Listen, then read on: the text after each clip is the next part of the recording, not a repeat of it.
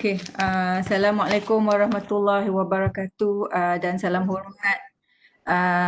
Salam Ramadan bagi semua yang beragama Islam, insyaAllah. Kita sangat berbesar hati di sini. Pengajaran UKM menganjurkan webinar siri keempat hari ini dengan dua jemputan dari Fakulti Kejuruteraan dan Alam Bina. Yang pertama ialah Prof Insinyur Dato Riza AtiqAbdullah. Saya go with Prof Dato dulu. Sesi yang kedua kita akan introduce penceramah jemputan kita yang seterusnya. So first of all, let's get to know our penceramah Prof Dato Riza. Prof Insinyur Dato Riza AtiqAbdullah adalah mantan Timbalan Naib Chancellor Hal Ehwal Akademik dan Antarabangsa UKM. Sebelum join UKM, beliau berkecimpung dalam bidang kejuruteraan bersama Dewan Bandaraya Kuala Lumpur selama 13 tahun. Selepas join UKM, beliau menjadi ahli Fakulti Kejuruteraan dan Alam Bina. Banyak memegang portfolio di fakulti serta di universiti sebelum menjadi TNC. Seorang saya boleh cakap secara peribadi, Prof Dato Riza ni seorang educator yang sangat passionate bila dia diberi peluang untuk mengupas isu-isu mengenai pendidikan, mengenai pembelajaran, pengajaran androgy, Peergogy, Cybergogy. Dia seorang yang sangat passionate and he's a continuous lifelong learner juga.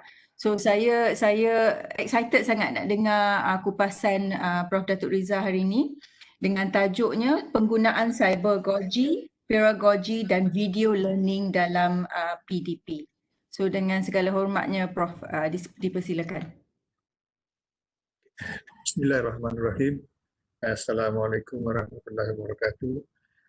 Terima kasih Dr. Rai dan juga pusat pengajaran yang telah sudi menjemput saya dalam keadaan sunyi sepi sekarang ni. Saya dah jemput ni, kira saya sangat amat bertuah. Saya rasa amat bertuah dapat berkumpul balik walaupun dalam alam maya dengan rakan-rakan dan sahabat-sahabat sekalian. Jadi ketika Prof Kamal menghubungi saya, minta saya ni terus setuju je lah. Pasal saya nak cerita pun bukannya saya mengajar, saya nak cerita apa yang saya buat saja. Saya nak share, nak kongsi pengalaman saya mengajar di atas dalam talian. Jadi saya nak slide saya ni. Ini ya. Ke situ pula. Saya mulakan boleh. Okey, boleh lihat Prof. Cuma saya nak ke tengah pula perginya.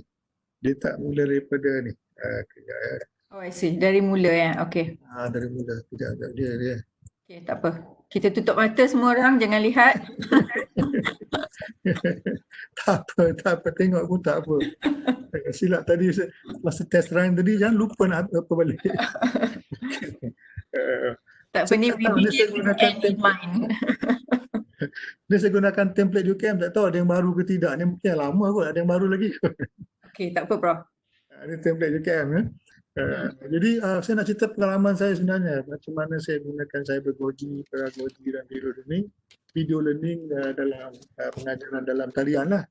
Dulu kita biasa bersemuka di depan pelajar nampak kita nampak pelajar, kita boleh tengok macam mana gerak badan dia semua kan. Tapi dalam atas talian ni kita tak tahu pelajar kita ni belajar ke, tak belajar ke, excited ke, tak excited, kita tak tahu. Jadi saya manfaatkan semua ni untuk memastikan pelajar kita belajar lah. Secara keadaannya macam inilah kita ni ya. Saya sebenarnya bukan melihat setakat PdP saja, bukan setakat melihat arahan perintah Sekatan Pergerakan ni, MCO, setakat tu je, tapi lebih pada tu lagi. Sebab pelajar kita tak sama dengan masa zaman-zaman dulu lah. Pelajar kita ni dia biasa dengan alam cyber ni. Kemudian pula nanti kita dah ada new normal ni, ada new normal yang lain daripada yang sebelum-sebelum ni. Kemudian bajet pun amat terhad. Lepas tu kita ada saingan tau, saingan daripada universiti macam University of the People kan, yang bayarannya murah dan di-recognize oleh di antarabangsa. Dan satu lagi Universiti 42, 42, Universiti 42 ni tak ada pesarah langsung dan free. Tapi dia punya graduate dia memang dipilih lah, tak semua orang boleh masuk universiti ni. Dan graduate dia memang amat dicari-cari dan laku.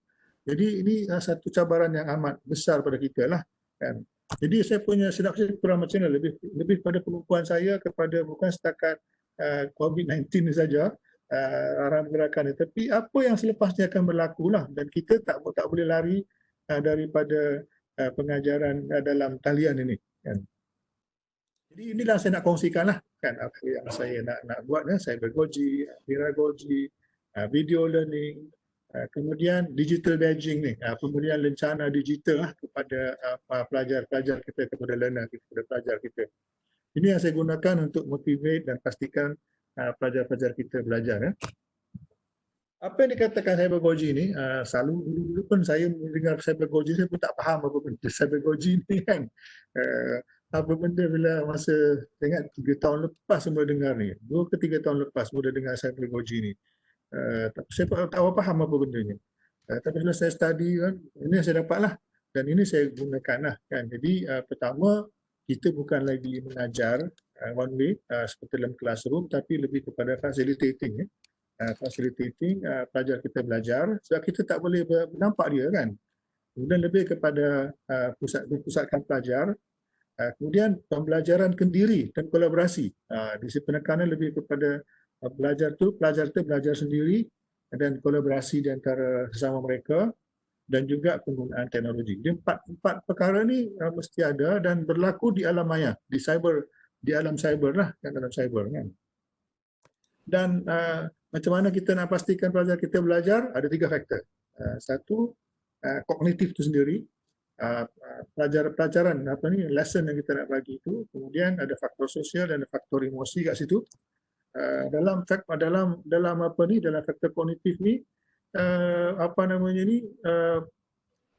konten yang kita bagi tu kena ni lah. Konten yang kita bagi tu kena menarik, dan aktiviti yang kita design tu pun kena orang akan suka lah aktiviti yang kita buat tu kan.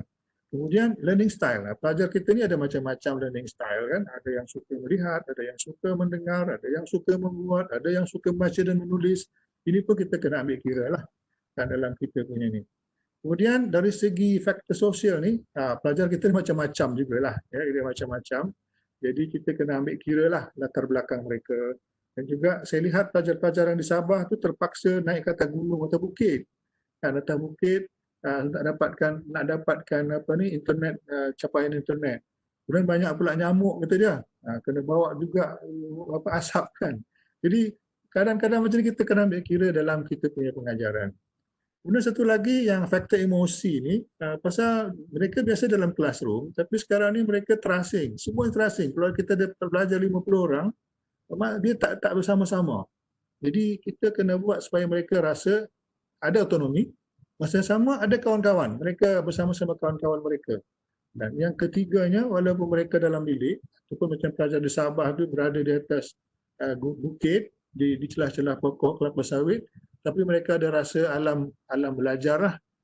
Kemudian ada rasa proses pembelajaran itu berlaku. Jadi tiga-tiga ni kena ada kita ambil kira dalam kita mereka bentuk kita punya pembelajaran. Ya, dan ini adalah semuanya dalam talian ya, dalam talian. Walaupun pelajar kita di celah-celah pokok kelapa sawit di Sabah, ataupun di rumah kampung, ataupun di kondo, semuanya berlaku dalam talian. Ya. Kemudian Peergogy. Peergogy ini pun sama juga. Peergogy ini biarlah kawan-kawan lah kan, belajar sesama kawan. Cuma kita jadi macam pembimbing supaya pembelajaran tu menjurus kepada satu arah yang kita kendaki ya. Jadi pertama kita perkasakan pelajar kita ya. Kemudian kolaborasi pelajar, kemudian kongsi tanggungjawab belajar. Dulu kalau kadang-kadang pelajar kita ni dia suka kita yang tanggungjawab untuk mereka belajar. Kalau kita tak bagi arahan dia diam. Kita tak ingatkan, mereka pun relax kan. Tapi tak macam tu. Kita nak supaya pelajar-pelajar kita rasa dia yang bertanggungjawab untuk pembelajaran dia lah. Kemudian mereka kongsi kefahaman mereka kan. Sebab kadang-kadang satu-satu lesson tu pada 30 orang lain-lain dia punya kefahaman. Jadi mereka perlu berkongsi supaya kefahaman tu lebih kurang sama kan. Kemudian kongsi pengetahuan kan. Bila mereka search internet, ada yang dapat daripada tempat lain, yang seorang lagi dapat dari tempat lain. Jadi macam-macam dia punya pengetahuan dia dapat dan itu dikongsilah. Kan. Jadi pembelajaran ini sesama mereka, tapi kita sebagai pesara, sebagai guru, kita sediakan supaya mereka menuju ke arah learning outcome kan. Kita punya learning outcome tu ada dan kita nak pastikan pelajar kita capai learning outcome tu.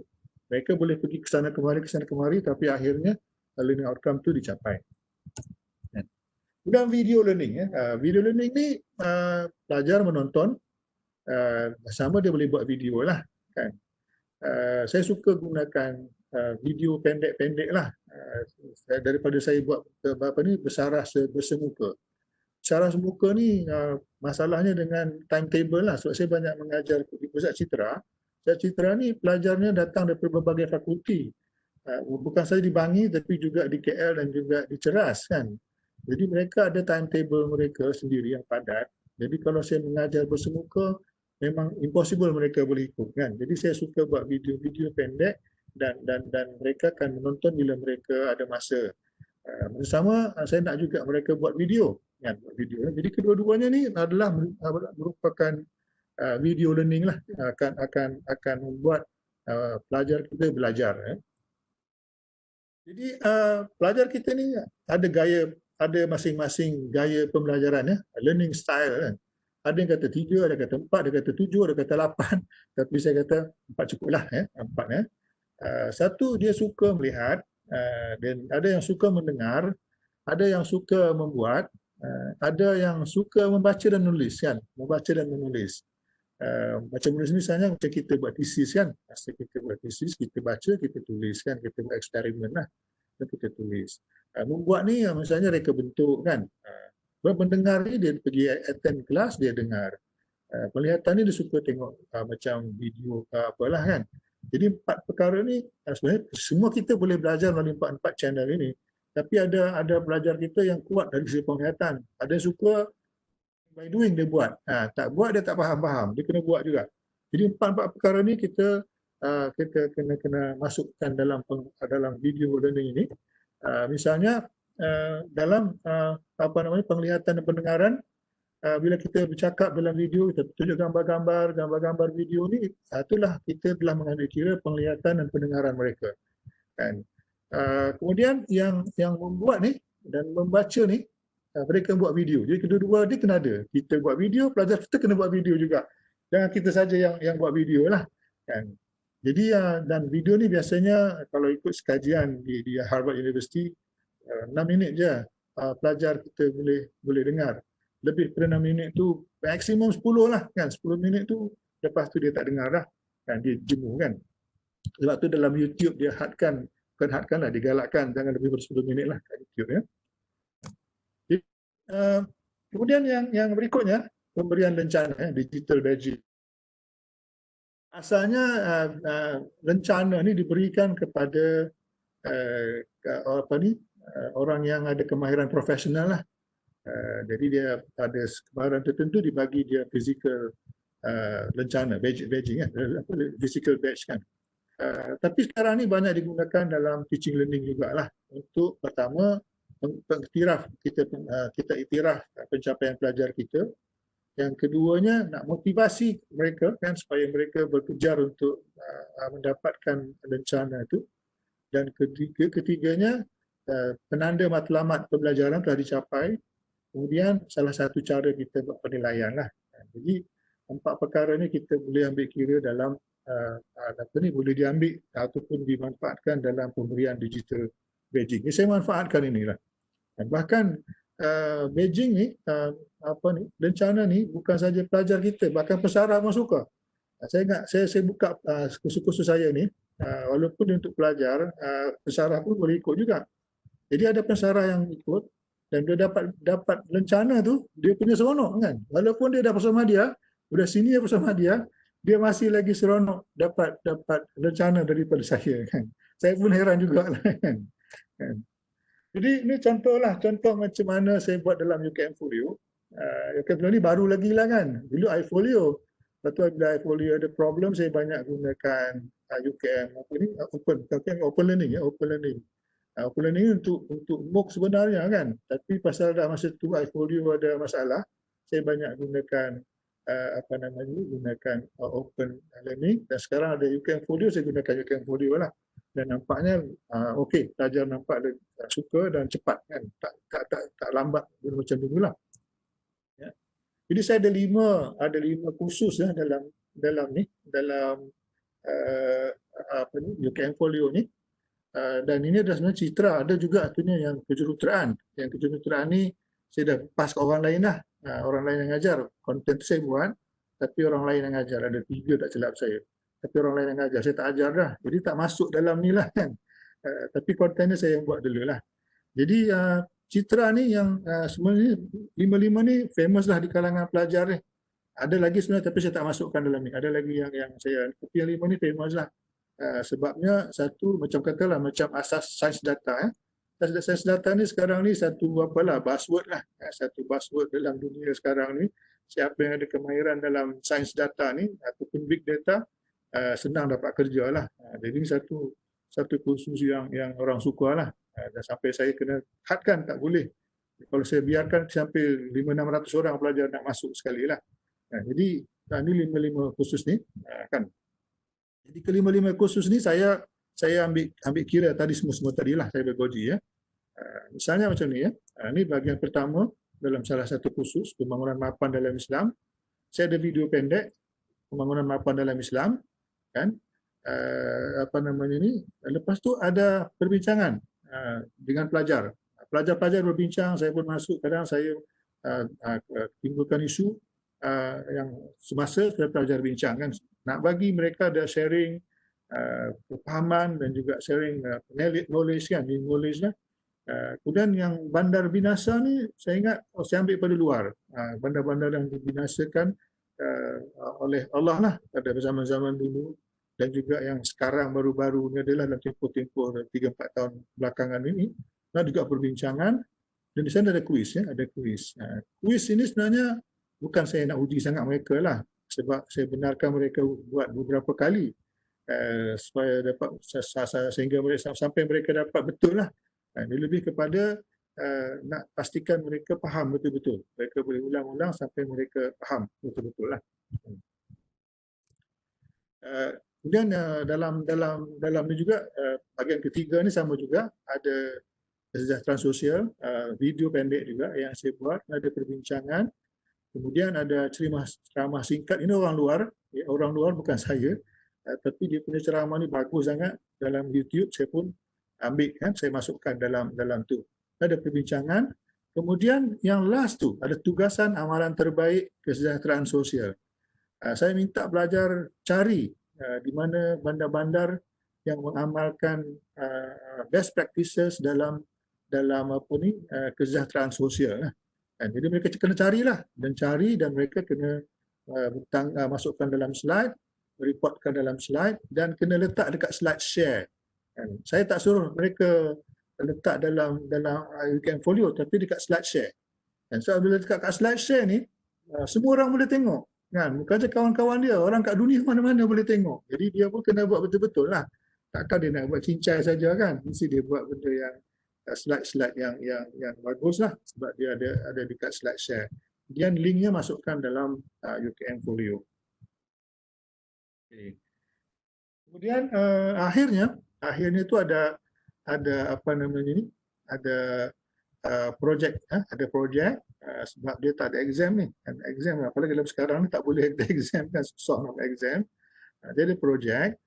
Projek tu pun laporan dalam bentuk slide. Slide ni pun sama juga, saya minta mereka letakkan dekat slide share supaya mereka boleh lebih berhati-hati lah kan, berhati-hati, jangan misalnya ciplak orang punya kan, kalau ciplak tu orang marah kan, terus kena lah. kan, dan mereka pun akan buat gambar yang cantik-cantik, slide cantik-cantik lah kan. Kemudian masa sama saya minta juga mereka buat video kepada projek akhir itu kan, dan naikkan ke atas YouTube juga lah, YouTube, dan berikan link dia kepada UKM Folio. Again, saya minta mereka letak dekat YouTube supaya semua orang boleh tengok. Bukan saja kawan-kawan dia, tapi mana-mana kat dunia ni lah. Setengah-setengah tu videonya jadi viral. Pasal cantik kan, dia punya video tu bagus, jadi viral. Tengok-tengok dah beribu orang dah tengok video dia. Padahal dalam classroom tu cuma ada 150 orang, tapi yang tengoknya beribu kan. Jadi ini contohlah macam mana pelajar kita dapat membuat video yang bagus ya. Jadi ini dah menunjukkan bahawa tadi yang video learning, Cybergogy, Peergogy telah berlaku dalam khusus ni, dan pelajar very motivated lah. Terutamanya kalau yang video dia dah viral tu. Kadang saja dia bagi tahu ke orang lain lah kan. Dia sebar-sebarkan video dia tu kepada orang supaya orang lain boleh tengok. Kemudian yang badging tadi ya, dalam khusus ni saya ada 11 rencana lah, 11 badges. Yang sini tunjukkan 3 sajalah kan. Jadi bila dapat badge ni biasanya dan ada syarat-syarat dia lah, dapat badge ni ada syarat-syarat dia. Nah, itu yang saya cerita tadi, ada seorang pensyarah tu dia pensyarah bukan engineering lah, kemudian dia ambil sains data ya. Sains data dia pasal dia nak tahu big data ni apa sebenarnya big data kan. Sekarang pusing big data kan. Apa sebenarnya big data? Jadi ikut kursus saya. Jadi bila dia dapat badge daripada saya tu, dia cerita ke orang semua. Oh, Prof Riza bagi saya badge lah kata dia kan. Padahal dia ni dah pasal Madya dah. Udah senior apa kan? Senior dah dekat dengan dia profesor dah. Dia cerita ke orang dia dapat badge daripada Prof Riza. Padahal bukan ada apa pun, digital badge saja kan. Tapi itu dah motivate pelajar-pelajar lah yang ikut kita lah kan. Kalau dalam open learning yang last kali, yang terakhir tu biasa saya bagi lagi mereka sijil. Sijil ni pun ramai juga orang yang minta ni. Bukan saja orang luar, pelajar-pelajar kita pun nak juga sijil tu. Saya tak tahu apa tujuan sijil ni kan, dia nak juga. Jadi yang ni pun kalau siapa yang minta saya bagilah sijil kan. Walaupun sijil tu sebenarnya ialah digital dia berprint lah kan, tapi tak adalah macam ada logo, ada cop mohor UKM apa semua tak adalah kan. Jadi ini dia salah seorang pelajar ni yang telah dapat batch yang terakhir tu, iaitu projek akhir dan persembahan projek akhir video dia. Dan mereka ni biasanya berebut ni tanya kalau tak dapat batch tu kenapa tak dapat lagi kan. Saya kata dah dapat, cuba tengok. Kadang-kadang dia tak biasa lagi dengan UKM folio ni kan. Jadi dia tak tahu kat mana nak tengok kan. Jadi dia kata saya tak dapat, kawan saya dah dapat kan. Tengok, cuba cari kan. Saya dapat nampaklah kan. Menunjukkan yang batch ni very strong tools kan. Strong tools untuk nak motivate pelajar-pelajar kita untuk belajar. Jadi itu je yang saya nak sampaikan. Sebenarnya video slide saya dah letak kat slide share. Siapa-siapa boleh tengok. Baru saya nak upkan dekat slide share. Dah ramai dah orang pergi download dan tengok. Saya tak nak buat announcement pun. Saya letak je kat situ tapi orang dah banyak tengok, dah download. Sekian, Assalamualaikum warahmatullahi wabarakatuh. Waalaikumsalam warahmatullahi. Terima kasih banyak Dato. Very engaging presentation. I like how you think, you know. You're very clear in the way you approach. You know, first thing you said was we can't escape from teaching online. Memang kita nak tak nak dah tak boleh tak mengajar dalam talian. So mesti kena juga approach. So kalau nak approach pengajaran dalam talian, I like cara Datuk fikir. You had very good strategies. So saya nak recap a few of your strategies. Yang pertama tu tadi Datuk kata pasal video learning. I like how you saw video learning because to you video learning ada 2 fokus utama. Yang pertama ialah yang menonton dan yang kedua ialah yang membuat. Dan dua-dua pensyarah dan pelajar memegang tanggungjawab yang sama. Pelajar pun menonton dan membuat, pensyarah pun menonton dan membuat. So yang I like the way Prof macam break it down. Bila menonton tu, what is the type of learner that you are engaging? You're using those who like to see and hear. Mereka-mereka yang suka melihat dan mendengar. So you are giving them the advantage. So they like to see, they like to hear, so you give them the videos to watch. Then bagi mereka pula yang like to do and like to read and like to write, you give them the challenge of membuat. Tapi dua-dua kumpulan kena menonton dan kena membuat. Jadi tak ada, so it's equity. There isn't a kind of a bias kepada mereka yang suka melihat atau yang suka mendengar atau bias kepada mereka yang suka membuat. Dua kumpulan kena ada aktiviti yang sama, kena menonton dan kena membuat. I like that strategy very much and I think it's a very focused, clear strategy.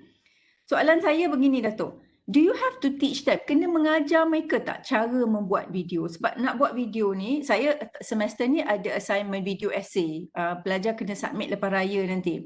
So Dato' kena ajar tak macam mana nak buat video? Atau bagi guide ke atau ada tak apa-apa kriteria bagaimana melakukan video yang mantap? Sebab video Datuk suruh share nak jadikan viral. So kenalah ada macam, kenalah molek sikit kan? So do you have any particular strategy on how to make videos for your students? Atau Saya tak dengar. Ya, okey. ha, Jadi macam ni, pertama memanglah pelajar-pelajar kita ni dia dah biasa dah dengan buat video ni. Jadi saya tak payah ajar lah. ya. Tapi dia ada masalah sikit dengan pelajar-pelajar yang daripada pendalaman ataupun daripada luar negara. Setengah tu memang dia tak reti macam mana nak buat video. Kan? Jadi apa namanya ni, kadang-kadang masa saya dulu, sebelum saya retire lah, sebelum saya mereka datang jumpa saya akan tunjuk macam mana lah. Tapi sekarang ni dah dalam keadaan macam ni, mereka pun tak boleh datang kan. Jadi sebenarnya ada banyak sebenarnya apa namanya ni, dalam talian ni cara-cara buat video yang bagus. Biasanya saya akan terus bagi link kat dia. Ni caranya lah macam mana nak buat video yang bagus kan. Jadi mereka tengoklah. Cuma sekarang ada masalahnya bila jadi macam ni, masalah besar saya tak tahu macam mana nak settlekan ni, masalah capaian internet. Kan? Macam misalnya pelajar-pelajar dari Sabah tu terpaksa naik atas gunung atau bukit kan. Lepas tu tak lama tu bateri komputer pun dah habis, elektrik tak ada kan. Saya tak tahu macam nak solve problem, saya tak tahu macam mana nak buat. Okay. Ada soalan di sini, Dato'. How do you find penggunaan LMS UKM yang baru ni? Walaupun dalam 3,5 bulan, kurang 4 bulan LMS UKM. Sebab Dato' dah banyak experience penggunaan LMS di UKM ni sepanjang kerjaya Dato' kan. We had Speed, sebelum tu we had all sorts of various LMS kan. And Dato' pun ada cuba open learning. So LMS kita berbanding dengan LMS yang lain, apa kebaikan atau our strength, where is our potential? Boleh tak Datuk macam kupas sikit? Sebenarnya dulu kita ada LMS yang lama dulu kan, lebih kurang 10 tahun dulu ada satu sistem yang kita gunakan sebelum iFolio kan.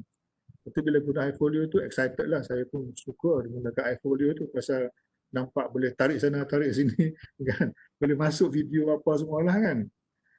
Lepas tu lama-lama dia pun ada masalah sebab terlalu berat agaknya lah, terlalu berat, jadi bukan very slow, pelajar komplain kan, kita pun upload pun susah kan. Dan juga pada waktu tu lebih kurang 6 tahun 7 tahun lepas idea MOOC timbul, kita banyak gunakan Udemy tak silap saya. Udemy ni pun quite easy lah, mudah sikit, tapi dia ni agak slow jugalah, secara jauh kan agaknya lah. Lepas tu bila iFolio kita ada problem dulu, saya banyak gunakan open learning. Open learning ni pun bagus lah, terutama selepas dia banyak bincang dengan kita kan. Lepas tu Prof Dato Amin dia jemput pergi ke Australia, semua banyak improvement. Memang open learning ni bagus lah, pelajar pun suka kan. Tapi ialah dia kat luar kan, dia di luar UKM, dan apa namanya, kalau bukan pelajar UKM tak boleh masuk kan. Kena bayar boleh, tapi kena bayar kan. Kita pun at one time kena bayar juga kan, tapi sekarang ni UKM bayarkan lah kan. Tapi apabila ada UKM folio ni, satu yang saya paling suka ya, satu senang nak gunakan. Saya tak ada siapa ajar saya kan, tak ada siapa ajar saya, tak ada siapa, saya tak tengok pun video macam nak gunakan semua kan, saya terus gunakan, terus jadi je. Dan yang keduanya dia laju, cepat. Dia reaction dia cepat, kita klik dia jalan terus kan. Yang lain-lain tu dia lambat sikit. Even open learning pun dia dia agak lambat sikit. Tapi yang UKM Folio ni dia laju. Itu yang saya suka sangat lah, laju. Jadi saya tak buang masa. Yalah, betul. Lepas tu ada soalan lagi, Dato'. Okay, satu komen penggunaan lencana digital tu. So it's a very good strategy sebab Dato' kena pasti kenapa lencana digital tu perlu diguna pakai. Pertama, pengiktirafan. Kedua, sebagai motivasi untuk pelajar terus sambung pembelajaran dalam kursus tersebut. Dan ketiga dan keempat lebih kepada kegunaan kursus dan program, iaitu untuk capai HPK dan sebagai penilaian. Ada tak strategi tertentu bila Datuk bagi batch? Adakah selepas setiap unit? Adakah selepas setiap milestone? Sebab tadi nampak diamond. Kalau saya dapat diamond batch tu, Allahuakbar, excited betul. Is there a particular strategy? Because you don't want to give too many badges because then nampak macam tak excited kan. Tapi kalau too few pun nanti macam rasa susah nak capai. So how do you balance out? Berapa banyak batch untuk setiap kursus? Ada tak macam strategi tertentu? Dia apa yang saya nampak badging ni itulah pelajar excited. Tapi kalau susah sangat dapat, nanti dah lama-lama dia tak peduli lah. Jadi bagi banyak sangat berarti macam mudah sangat pula kan. Jadi saya tengok milestone lah. Milestone misalnya kalau ada major assessment kan. Misalnya dia kena bincang, dia kena buat slide, dia kena jawab kuis kan. Kat situ saya boleh nampak dia punya kepahaman dan saya bagi dia batch lah kan. Biasanya satu kursus tu 10 lah saya bagi. Yang last tu biasanya yang diamond tu kalau dah siap semua tu dapat dah diamond kan. Jadi biasanya semua dapat diamond tu lah, kecuali yang tak siap kan. Biasa ada juga pelajar ni yang ada masalah, namanya yang buat video tu. Yang buat video tu pelajar-pelajar yang daripada pendalaman, yang daripada overseas ni kan. Bukan saya nak kata negara dia teruk lah kan. Walaupun jiran kita kadang-kadang dia tak biasa kan dengan internet dan video ni, dia tak boleh. Jadi kalau video tak bagus, tak dapat ada diamond. Tapi dia bersungguh-sungguh juga. Ada satu pelajar daripada Thailand tu, 3 kali dia ambil kursus yang sama. Bukan tak lulus, dia lulus tapi tak dapat apa namanya ni, tak dapat yang peringkat diamond tu kan. Kalau dia lulus season tu lah 3 kali dia ikut yang sama. Okey, akhir sekali strategi yang Datuk pernah share tadi, strategi pertama video learning, strategi kedua lencana digital, strategi ketiga yang saya suka sangat, slide share. Perkongsian pelajar ni bukan straight ke LMS yang mereka guna pakai, tapi kena masukkan dalam slide share dulu. Tadi Datuk ada beri sedikit kupasan kenapa Datuk pilih slide share. Dan yang soalannya ialah apa sebabnya Datuk nak mereka masukkan dalam slide share? Boleh tolong explain lebih sikit tak? Sebab saya rasa I really like that idea. Because a lot of people sekarang mereka macam takut nak share, takut nak make it available publicly. They like to do private atau macam restricted viewing. Tapi Datuk ni pula you encourage your student to share it publicly. What's the rationale? Boleh share tak? Saya dapati kalau kita minta dia masukkan ke dalam kita punya LMS kan, namanya restricted anak kita dengan dia sajalah, dia buat tak bagus. Kemudian dulu saya cuba share dalam Scribit. Cuma Scribit ni orang tak tengok sangat lah. Saya pun heran kenapa orang tak tengok sangat kat Scribit. Tapi slide share ni ramai orang tengok. Macam saya slide tadi saya letak baru 2 hari saya letak dekat slide share. Dah lebih dah 100 orang dah tengok dah. Saya tak bagi announcement apa pun, saya tak beritahu orang pun. Saya letak situ diam-diam aje. Jadi pertama saya nak supaya pelajar kita ni jangan segan-segan lah. Dia kena berani tunjukkan kepada orang apa yang dia buat. Dan slide share adalah platform yang saya nampak mudah mendapat tarikan daripada orang. Dan biasanya bila dia buat tu, dia hantar tu, dia pastikan pertama tak ada copyright issue lah. Main cedok sana, cedok sini kan. Tak tiru orang kawan dia pun tak tiru. Sebab semua orang boleh tengok. Kawan dia boleh tengok, orang mana-mana boleh tengok kan.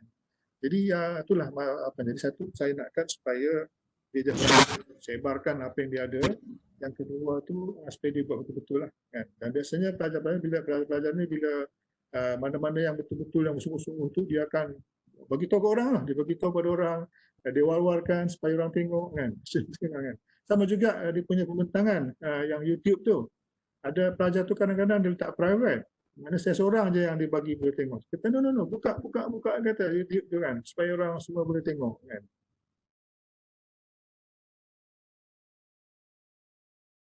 Okey, baik, setakat tu saja Datuk Riza. Tiada soalan lagi dari peserta. Ada tak soalan-soalan yang peserta? Kita ada 61 participants. Pengajaran sangat mengucapkan terima kasih banyak kepada mereka yang ada soalan ke dan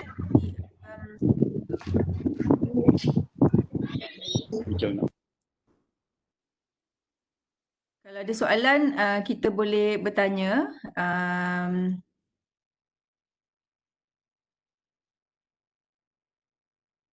Saya rasa tak ada soalan, tapi satu perkongsian yang sangat mantap. Dan saya nak bagi pihak pengajaran nak ucapkan terima kasih banyaklah Prof Datuk kerana perkongsian Datuk ni and saya doakan semoga Datuk terus dapat berkongsi dan okey, ada satu soalan. Sorry, saya tak nampak. Saya pun tengah cari. Saya dulu kan Okey. dengan plastik hitam kan. Dia ada cakap. Tak cakap pula plastik hitam. Sebenarnya tu dia mampatkan. Assalamualaikum, tolong mute-kan yang delay tu. Okey. So ada soalan dari warga di sini. Assalamualaikum Prof. Bagi video pendek, adakah Prof sendiri yang menyediakan video tersebut atau menggunakan video-video yang terdapat dalam YouTube? Dia setiap lesson tu, setiap bahagian tu saya ada satu biasa yang saya buat sendirilah. Pendek je, tak jangan panjang sebab pelajar jemput muka kita ni. Muka kita orang tua pula kan. Kalau cantik lawa macam artis tu dia tengoklah. Tak lama. Saya juga biasanya 6 ke 10 minit je lah. Lepas tu baru saya ambil orang-orang lain punya juga, masukkanlah kan. Kita perlu letak video kita sebab kita nak pastikan pelajar tuju arah yang betul. Dia tuju kepada arah learning outcome yang kita nak capai lah. Kalau tak ada, jadi susah jugalah. Sebab setengah tu kita minta mereka cari maklumat kan, cari maklumat. Kita minta dia buat satu laporan. Kalau tak ada video tu nanti dia tak ni lah kan. Dan satu lagi masalah bandwidth lah kan. Sekarang ni mereka dapat free 1 giga satu hari. Kalau nanti panjang-panjang tengah hari dah habis 1 gigabyte kan. Itu lah. Baik Prof, itu sahaja soalan yang kita ada untuk pagi ini. So satu perkongsian yang mantap bertajuk Penggunaan Cybergogy, Peergogy dan Video Learning dalam PdP. So diharap peserta yang join webinar ini dapat memanfaatkan ilmu yang Datuk Riza kongsi dan especially pasal batch tadi tu dan penggunaan slide share. So saya rasa itu satu strategi yang sangat mantap. Ya saya. Macamlah ada dua peserta sebenarnya dia nak bertanya soalan. Dr. Farah Hani Imran dengan Dr. Safura Baharin. Saya tak nampak, saya nampak soalan satu tu je. Hashim? Saya unmute Dr. Farah dengan Dr. Safura. Boleh. Silakan Dr. Farah, ada online ke?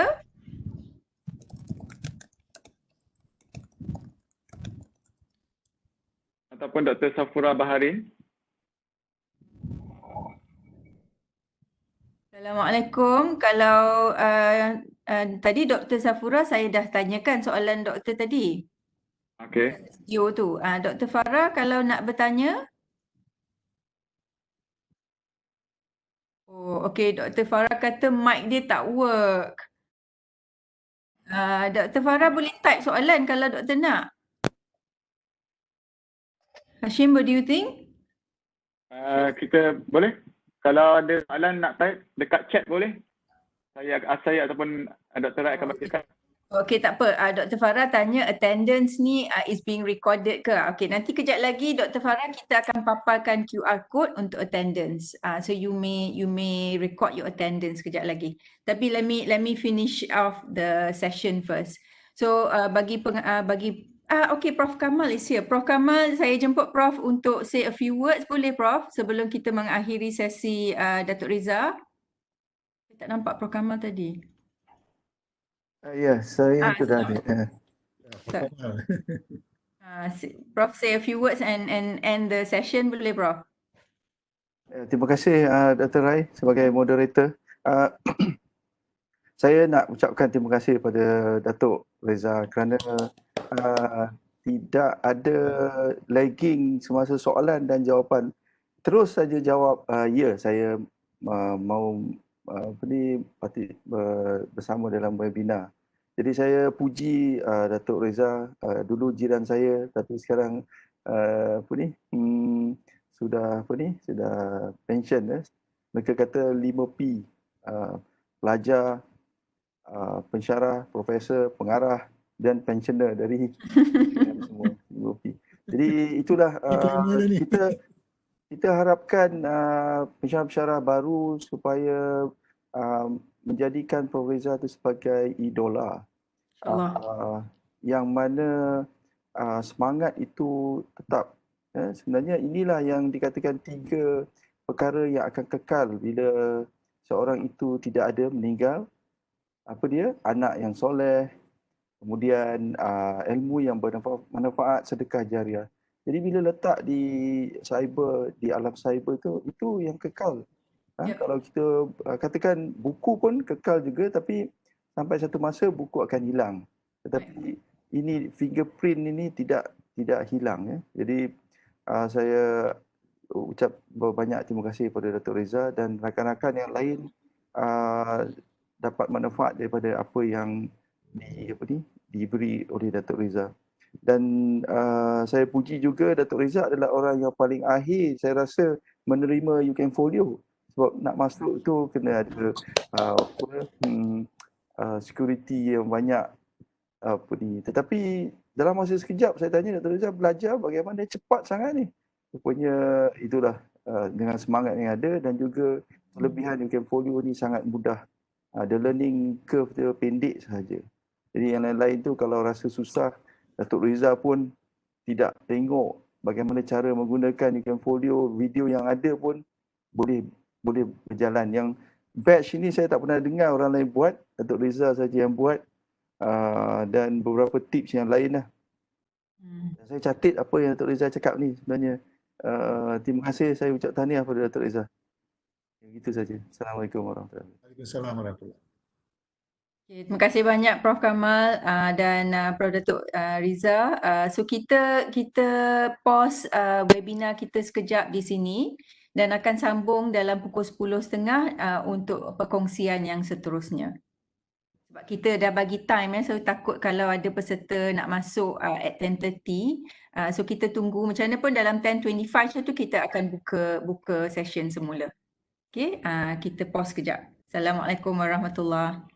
Tapi jangan keluarlah, duduk aja kat sini.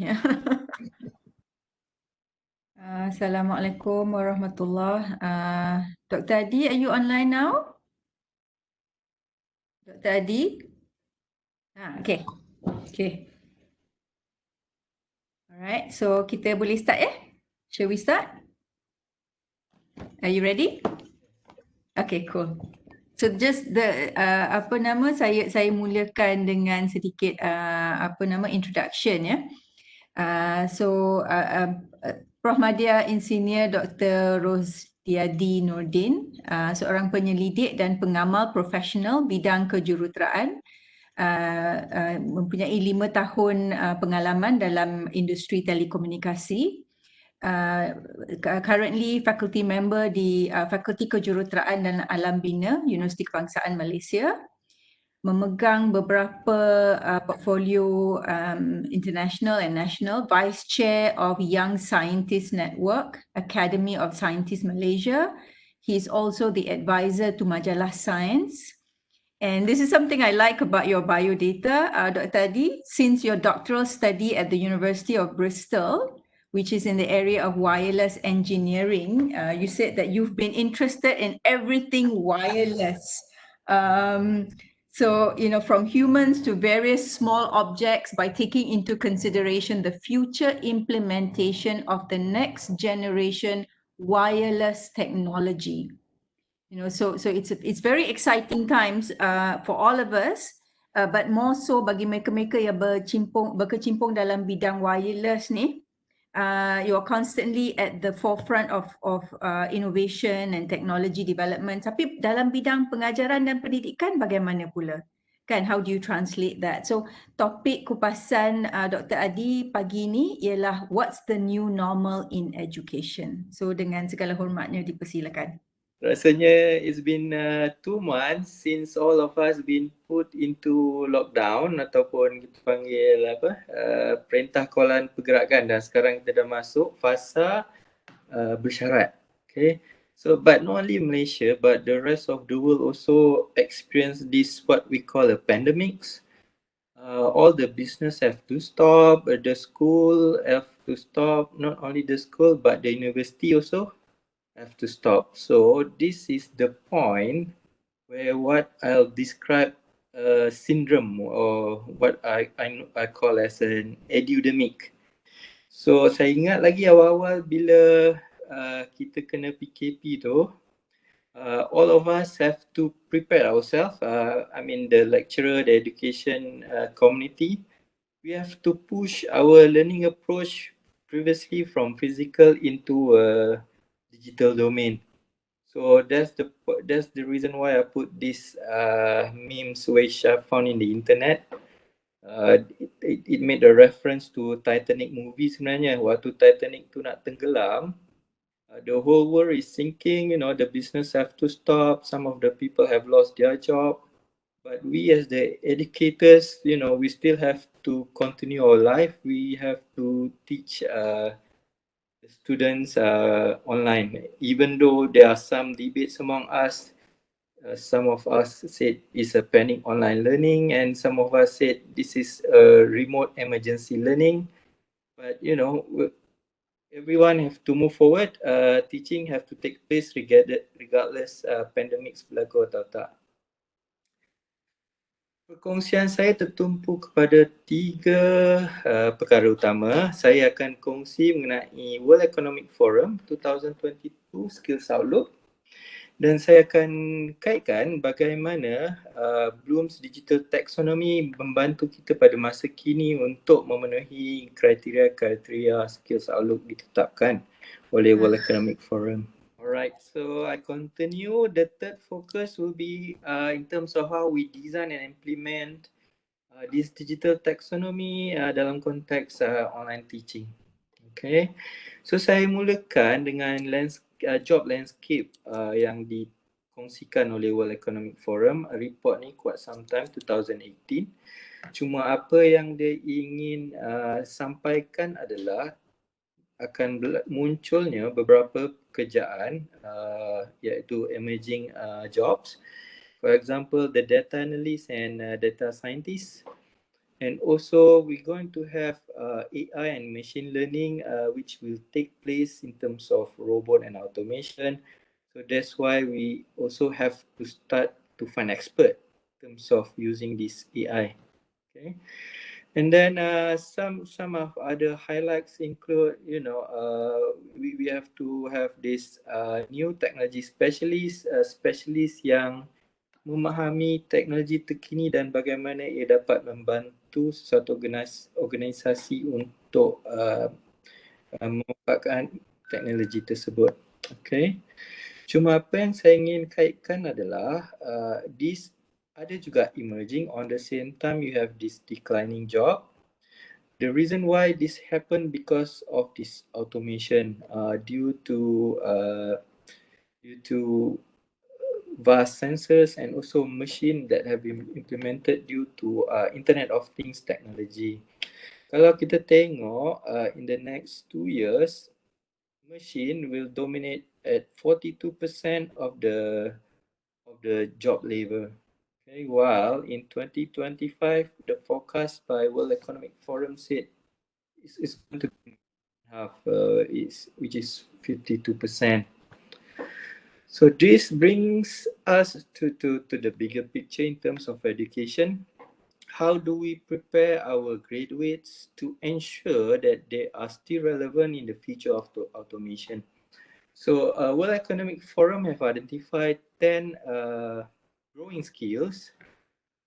So the first one though, I think is not really strange to us, analytical thinking and innovation. But the second one is quite recent.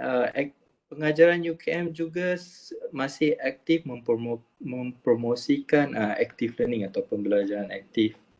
Dan yang ketiga yang saya ingin highlight dalam perkongsian saya adalah mengenai kepentingan creativity dan originality dalam sesuatu pengajaran dan pembelajaran. Selain daripada itu adalah disebabkan kita akan bergerak online, dari segi emotion atau dari segi sentuhan naluri seseorang tu akan hilang because we are missing the physical contact tersebut. Everything have to be done remote by online.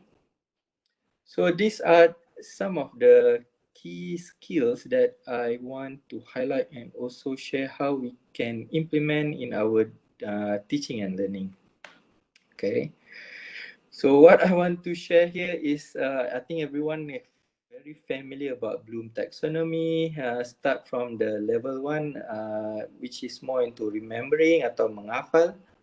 And as we go up, the cognitive level makin meningkat. So what interests me is Prof Kamal hari tu ada share dalam group academic engineering about this digital taxonomy. So I did my further readings on digital taxonomy. Apparently it's not really new. It has been introduced in 2008. And only recently that, at least for myself, I realized I've been doing all this digital taxonomy throughout my teaching and learning. And, these are some of the teaching and learning I'm going to share by using the digital taxonomy. Excuse me.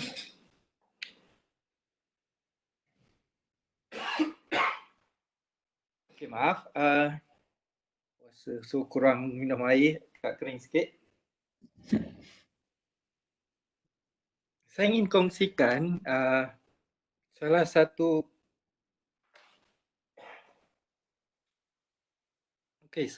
penggunaan visual ataupun visual yang bergantung pada viral activity yang ada di social media. Dan ini saya perhatikan quite active among our students. So apa yang saya sediakan adalah what I call a bingo challenge for my subject, communication theory. So dalam bingo challenge ni saya pecahkan kepada the learning outcome based on different topics kepada beberapa blocks bingo lah. So tujuan bingo challenge ni lebih kepada mereka untuk buat self-check dan juga monitor their learning progress remotely while away from the campus. This is the bingo challenge ni saya sediakan sewaktu kita ada cuti dari semester dalam 2 atau 3 minggu.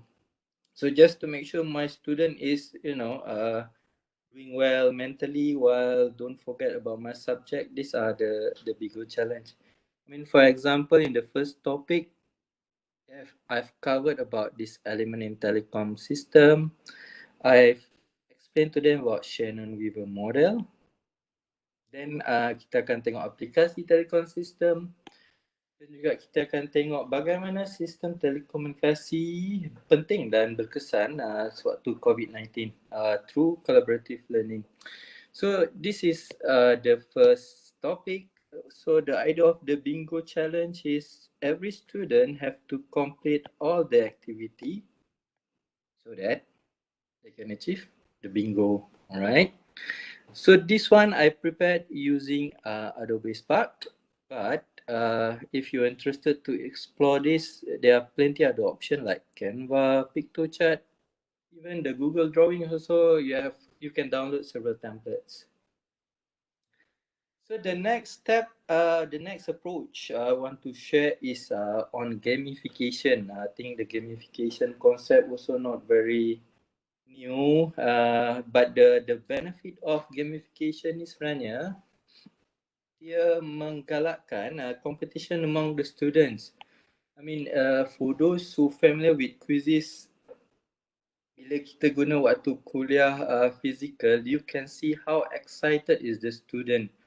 You know, especially as they climb the ranks from the bottom to the top. So quizzes ni apa yang dia buat adalah dia menawarkan insentif. Kalau pelajar dapat jawab cepat dan betul, they given some score so that the student also can climb. Selain daripada the ranking system, quizzes juga ada this concept dipanggil power ups. So if the student are able to answer several questions consequently, dia akan enable this power up dan student boleh pilih, for example, untuk menjawab soalan yang salah terdahulu. Dan selain daripada features yang saya mention sebelum ni, dia juga ada what we call in the internet lingo memes ataupun some comic just to motivate ataupun for example if they answer it wrongly, the character from Star Trek will tell them that you are answering the wrong one. Okay. So as much as fun in the class, but what's the benefit for us, the educators? So I want to share. These are the dashboard that the educators can see from their screen. So from their screen, you can tell how many players participate in your quiz, and also in terms of the accuracy. And the one that I show here based on the subject I teach this semester, communication theory. When you click further into the quiz name, they will give you a detailed breakdown about the performance based on each question. So ini adalah dashboard yang kita educators boleh dapat akses, while the one I share here is the screen that available for the students once they have completed their quiz. Okay. So for example, they're able to tell their performance. They score 80% based on the total of 8 correct questions. And then they know how many time they spend to answer some question. And then they also able to tell their rank among their other peers ataupun sesama kawan lain lah. Okay. So these are some of the benefit for the student and for the educators juga in terms of gamification in learning. Selain daripada quizzes, saya juga gunakan Mentimeter. What I want to share here is how we can use Mentimeter untuk memahami some of the limitation or what should we focus on a specific topic. So for example, like this one, the topic is on telecommunication media. I purposely asked them, whether is it true that mobile network can cause cancer. Apparently, more than half of them think that mobile network can cause cancer, but as a telecom engineer, the answer is false. So to me, this is a big issue. My students think that the mobile network can cause cancer and I have to do some correction to them. So this is the point where, I bring the level from remembering to creating to the higher cognitive level. So what I did is to use this app. We call it Flipgrid. Flipgrid ni they allow students to record a very short video so that they can answer all the instruction that I've given to them. Okay. And so what I did, the assignment name is a myth on radiation risk for mobile. What I want them to do is to go through this material, or basically an article which I wrote to explain why mobile device or mobile network is not a source of cancer. In addition to that, I give them several other references to.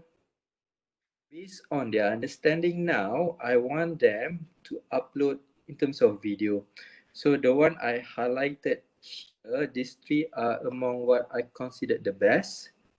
And if you can browse through from your mobile device, you can pay a visit to this link and appreciate some of the video that my student prepared to answer my question. Okay. So other than this video, what I asked them to do next is to understand how huge or how different is their current phone devices compared to the allowable power. For this case, based on the FCC standard, FCC adalah spectrum regulator di US, dan kesemua mobile phone yang dipasarkan di pasaran sekarang bergantung kepada piawaian FCC supaya tahap pemancaran daripada mobile device terletak pada tahap yang lebih rendah daripada yang dibenarkan. Okay. So the next step, what I do is to make a follow-up. So, previously they said that more than half of them think that mobile network can cause cancer. But upon completing the assignment now, I'm very happy to tell that more than 90% of them think that mobile network is not a cause of cancer. But these 6, I presume they might have missed out my lecture or didn't even submit the assignment. So that's why we have that 6. The next step I want to share is how to make use of visualization ataupun penggunaan mind map. So the moment when the lectures start to shift to online learning, one of the approaches I've took is to ask my student to classify the telecommunication media according to different type. So macam kalau kita relate to real world telecommunication media ni ada 2 jenis. Satu adalah guided ataupun wired yang kita nampak daripada LAN cable ataupun fiber optic yang kita gunakan di rumah. Manakala unguided adalah satellite ataupun your mobile phone for the case of wireless. So one of the activities that the student have to do is to create a mind map so that they can share with others in terms of their understanding about several other categories in telecommunication media. So for example, untuk guided kita terbagi kepada 2, wired dan juga optical.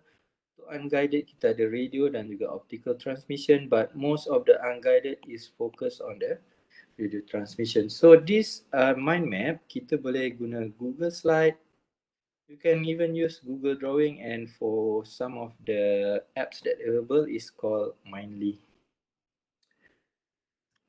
Mind map juga boleh disediakan dalam bentuk manual. For example, this case I share one of the good mind maps submitted by my student. So the topic is on the frequency modulation. Frequency modulation ni adalah radio yang kita dengar tiap-tiap hari dekat kereta. Dan apa yang saya hendak mereka lakukan adalah prepare mind maps untuk memahami some of the theories ataupun konsep yang ada pada topik tersebut. So So for example, in FM topics, students have to familiar with the use of a Bessel function or this graph. So once they're familiar with the use of this graph, they are able to answer some question about the size of the bandwidth that will be used in some of the calculation. So by having this mind map, not only they're able to understand a complex theory, but on the same time, they're able to enhance their creativity. And for us researcher, we can use this to identify our research focus. For example, this one I prepared recently. I'm using Adobe Fresco together with the Apple Pencil. The idea is to highlight what is the focus of wireless research in UKM. So terbagi kepada 3 bigger teams, but from there we further map ataupun narrow down what are our current research direction. So not only useful for the students, but useful for us, the researcher too.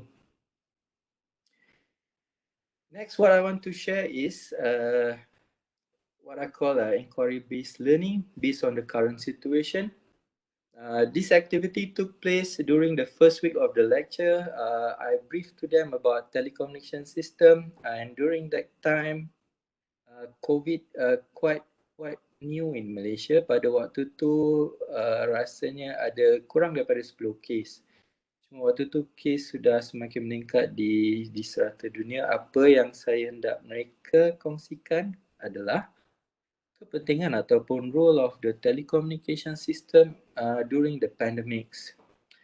So this is a very short activity. By using Google Slide, 3 of them can log in on the same time so that they can prepare the slide before the end of the lecture. So this is one of the examples. One group, the 3 of them, they found one references which says that we can use 5G to detect the coronavirus by having this high quality and low latency video.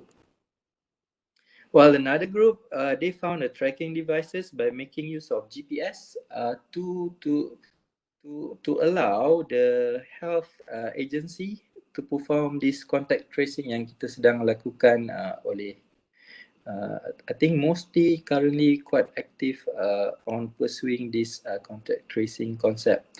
So the benefit of this inquiry-based learning for my student is, you know, as a warm-up to them, they can also understand the available solution outside there practically. Not only that, they understand the current issue and also some of the technological progress on the topic. And this one I think that covered by Dato Riza, but what I want to highlight, in addition of having the video, you can push the video to social media. For example, this is last year punya video assignment. Apa yang saya minta student tu buat adalah a different way to understand that radio frequency doesn't cause cancer, but in this case, focusing on 5G. So you can browse the video here. Cuma apa yang saya nak tambah di sini, selain daripada penilaian pelajar berdasarkan output yang dihasilkan, kita juga boleh melihat impact dari segi content ataupun creativity mereka di media sosial.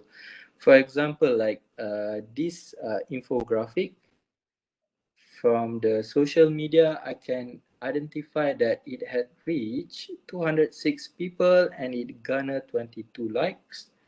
And you can see quite an active engagement from the other social media user that have been following my Facebook page. Okay. So, other than the video, kita juga boleh sediakan infographic. This is also one of the beautiful infographic prepared by my student last year. Dia berkongsikan mengenai beberapa teknologi komunikasi. Contoh ini adalah 4G, manakala ini adalah komunikasi satelit. Dan all this infographic we can prepare, there are plenty of apps, but the one that I share here is the one that I'm familiar with. Previously, I'm using Canva, but since I'm pretty much happy with my Apple Pencil, I'm using a lot of Adobe Spark recently. The next approach that I want to share is what I call a patient-based teaching ataupun learning. So the idea is to increase atau stimulate their interest and engagement. And with the lecture and learning activities done online, you have to find way to initiate their interest.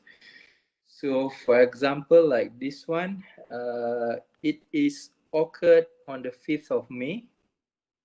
So if you are a Star Wars fan, 5th of May is one of the days that you have to celebrate because to commemorate this Star Wars cult. Okay, so what I did is to wish them good luck by having this animated GIF of Master Yoda. So the idea is to inspire and motivate the student to complete this online and open book test. All right. So one of my topics also involve a very difficult. To me, I think it's difficult, but when I get the response from students, I feel that it's a very boring to them. So what I did is to use this my favorite song from a band called Led Zeppelin, and this is the Jimmy Page, one of the perhaps the iconic guitarist, and one of the songs that I like to hear is Stairway to Heaven. Cuma apa yang saya kongsikan di sini adalah bagaimana signal yang kita nampak dalam domain masa akan diubah ke dalam domain frekuensi menggunakan konsep Fourier. Cuma di sini saya akan tekankan kepada pelajar apakah benefit bila kita melakukan Fourier transform di mana kita boleh membuat pelbagai analisis dalam domain frekuensi. Sebagai contoh, pada minit ketiga kita boleh dapat lihat bahawa penekanan muzik tersebut lebih kepada frekuensi range di bahagian tengah. So this one I think is quite effective to me. It becomes a conversation starter. Sebab once after the next lecture I have to deliver to them, I spotted there's one student wearing a Led Zeppelin t-shirt in my lecture. So another benefit of patient-based teaching adalah you can create this what I call a teachable moment, although it's online. And so that once you have that teachable moment, the student will remember those moments and what are the important aspects that they have to fulfill in terms of the lecture. So other than that, if you're using a pop culture, they can find it relatable with their journey. For example, I have this one I call KT4193 Endgame. Ia adalah basically apa saya buat adalah it's like a mission-based education di mana pelajar perlu memahiri 5 topik tersebut, dan topik tersebut saya pecahkan kepada beberapa gemstone yang menjadi salah satu mission dalam The Avengers. So from the patient-based learning, I further transformed that approach into experiential learning. So if you're familiar with experiential learning, CORP have given 2 different phases based on 4 different approaches. As a start, you involve them with some conceptualization, and then they have to do some active experimentation. Then they have to do some concrete experience to get some feel, and also they have to make a reflection. So based on these pieces, I have to transfer them into the instruction chart for my student. And for this assignment, it involved the fourth year ataupun the final year student.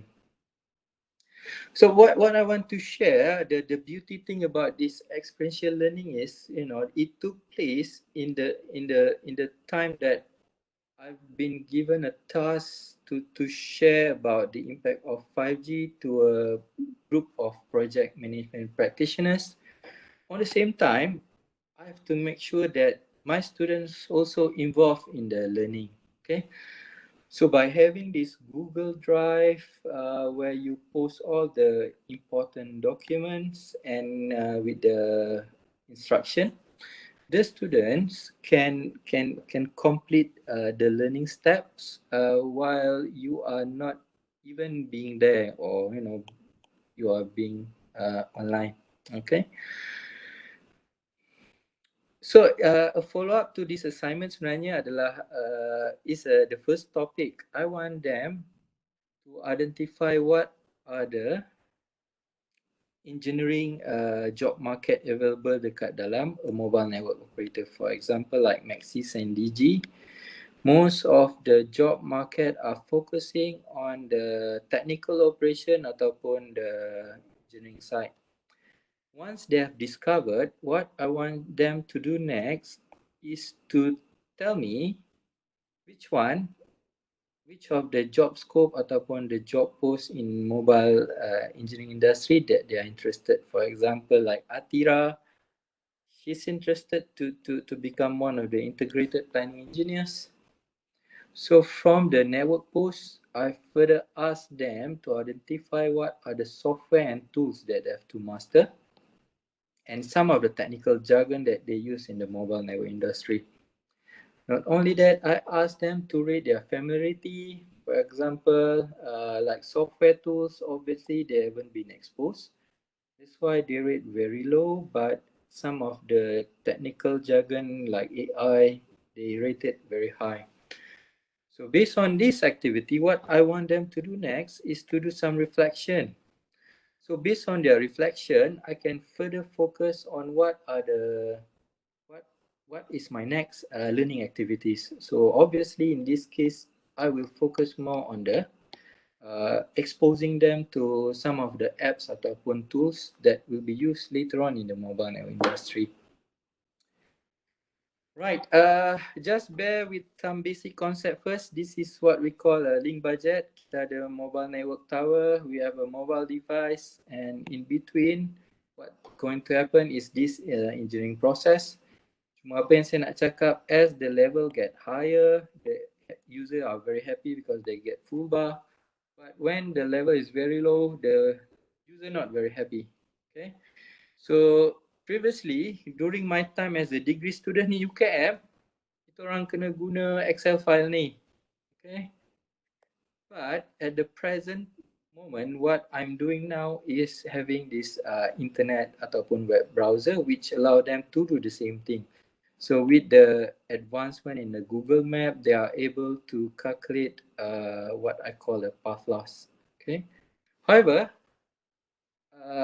I recently found this chatbot which also can do the same thing. Ini adalah chatbot yang boleh dapat dari Telegram. I'm not the one that developed this, but I found this from my friend in ICTP Italy. They did some development work on this bot RF. So basically the student can do the same activity without having go through the internet, login with their laptop lah. But now they can use the Telegram to do the same thing. And what amazed me in terms of the calculation is not much different between these two. Okay.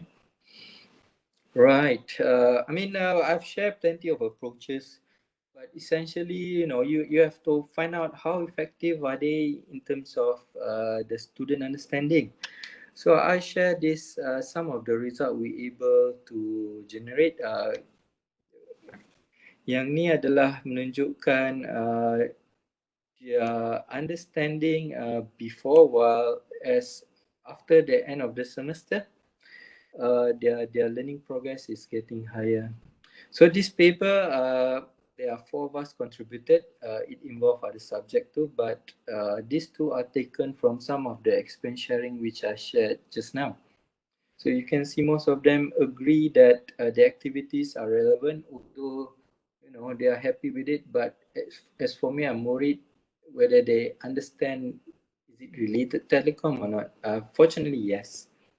Selain daripada tu, saya juga tanya in terms of qualitative. I want to ask them, are they, the way that they learn will be changed from now on.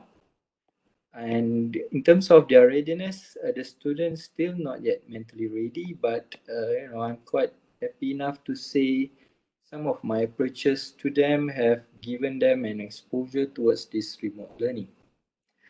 And this is some of the screenshot I'm able to extract from Mentimeter.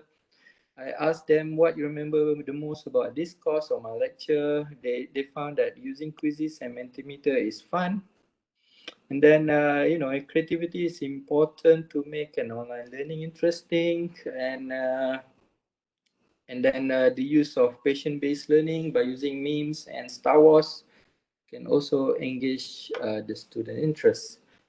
So this slide to conclude my talk, we have discussed on the use of Blooms in terms of digital context. I've shared some of the teaching approach that I've undertaken in my subject, and then how are they related to future skill. So for example, like visualization and creativity is important to fulfill the third one, which is creativity, originality, and initiative. With that, thank you for being a wonderful audience, although I cannot see your face. But I would like to take this opportunity untuk mengucapkan Selamat Raya kepada semua. And I'm very active in social media, and later on I will upload my talk to LinkedIn. Okay, over to you, Dr. Rai. All right, mashallah. Thank you so much, Dr. Adi. A very engaging. I took lots and pages and pages of notes. So I just will quickly summarize before we start asking you some questions, just to kind of create a kind of a conversation. I like the fact that you reflected on your own student experience. Towards the end, you showed us the Excel file and how things are now compared to how things used to be. I like the fact that just because you were taught a particular way, you don't teach a particular way. I think that's the first thing that all educators have to keep in mind, that we innovate and be creative, not based on how we were taught. So I like that very much. And I have some questions for you, if you don't mind. Let's look at, first of all, the bingo challenge. Right. It looks like, based on your sharing session, the first thing that I came away with was that you do a lot. You're very passionate. You spend a lot of time preparing all sorts of materials for your students. How do you get them to buy into your passion? Because sometimes, like, you are very passionate, yeah, and you have lots of students, and as the expression goes, not all 5 fingers are the same, right? So some are more passionate than others. Macam mana Dr. Adi pastikan bahawa pelajar-pelajar kita tu they buy into what it is that you are trying to do? Because in order for the engagement to really happen and for the activities to be successful, number satu, pelajar kena join in lah, kena participate, kena engage. What's your strategy? Ada tak macam, is there any particular strategy that you have used? Maybe you would like to share with us. I don't mean to put you in a spot, but I'm just curious. Right. Strategy-wise, I'll say I'm at the stage where I experimenting with lots of different approaches. I couldn't find which one is suitable yet to fully engage like majority of the population ataupun students lah. Like the bingo challenge, I notice it when I sit in the while waiting for the student to come, I noticed one student, scribbling with their mobile devices. Then I asked her, apa yang duk conteng-conteng tu. So she said it's a bingo challenge, it's a current trend lah. So from there I pick up, then I feel that when I put this in bingo challenge, it helps them to to complete some of the boxes ataupun the learning outcomes tu lah. So basically your student guided you into the bingo challenge. Your student taught you that this is what I'm interested in, and you experimented with that. That's your strategy. So you listen to what your students are interested in, and then you experiment with that. Yep. Brilliant. I mean, I think that's really awesome, because that means you're constantly observing what they are into, and you pick up on their interests and you experiment with that in your teaching. Yep. And another way is, they are very active in social media, like the infographic ataupun the YouTube video. Whenever I posted in my Facebook page, they are welcome to share it within their network. So this is another maybe some of the benefit to them juga lah. They can showcase their artworks, I call, to their other friends juga. Okay. Kemudian Doktor ada share mengenai gamification, ya.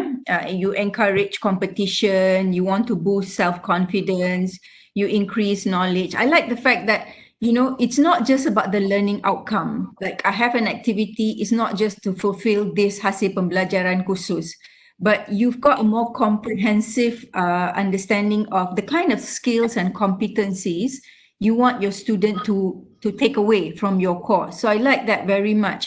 So yang quizzes tu, segerak ke tak segerak?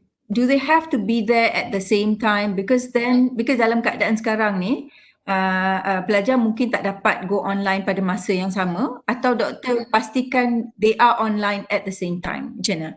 What's your strategy? Quizzes saya dah mulakan sebelum kita move into online learning. At that time, second week of the lecture, I mean they have to be inside the lecture room lah. Right. So we basically, a short answer, quizzes ni kita boleh buat segerak dan tak segerak. Quizzes, the educator punya dashboard, it allows you to specify the duration and the time that the student need to complete the online quiz lah. So when we move into online learning, what I did, I give them extra tolerance, not hours but days lah, so that they can complete the activities. Except that gamification ni to me I think is suitable for self-assessment atau simple quiz lah. If you do like tests ataupun assignment is not really suitable. This is just to them to do their self-check on some of the important elements in the topic. Right. Another strategy of yours that I really, really like is that you combine lower order skills of understanding, fundamental aspects of your topic with higher order content creation. I like how you combine the two. Maksudnya bukan knowledge tu mungkin lower order, mungkin kena memorize, kena understand, tapi cara kita persembahkan tu lebih kepada content creation. So higher order lah, you have to be creative, innovative. So you use Flipgrid, you use mind map, and your objective is to visualize deeper comprehension. I like that very much. Is that a conscious strategy, or you kind of just fell into that? Sebab selalunya orang check lower order skills ni dengan benda-benda biasa je lah, quiz ke apa-apa ke kan. Tapi macam you make your students create content. You make them review the article and publish it on Flipgrid. Then you make them read the concepts and the theories and visualize it using mind map. So kenapa? What's the reason behind that?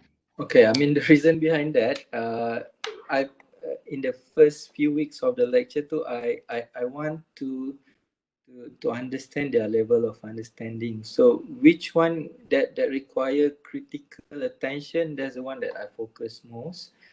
So that motivate me to develop that, you know, from a simple yes or no question until to creating a video. Right. So, you know, it's about focusing on their specific learning needs. So I like that very much. And then you said something about inquiry-based learning.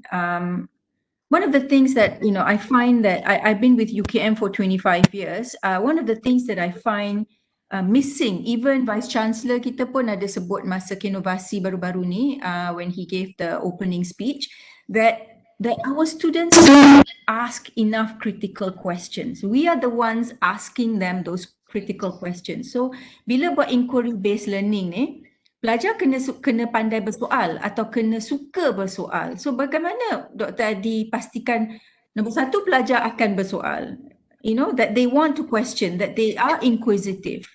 How do you encourage that?